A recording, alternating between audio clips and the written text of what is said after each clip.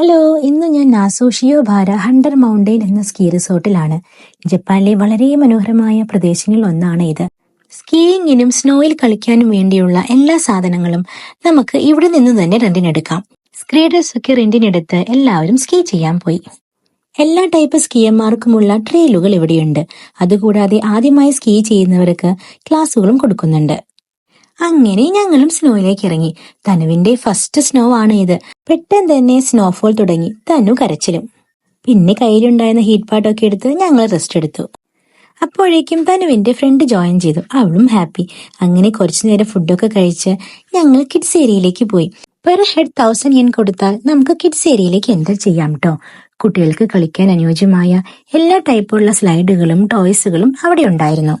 ചെറുതായിട്ട് സ്നോഫോൾ ഉണ്ടായിരുന്നെങ്കിലും കുട്ടികൾ നന്നായിട്ട് എൻജോയ് ചെയ്തു. അങ്ങനെ 1 ഡേ എൻജോയ് ചെയ്ത് അന്ന് രാത്രി സ്റ്റേ ചെയ്യാനുള്ള ഹൗസിലേക്ക് മടങ്ങി.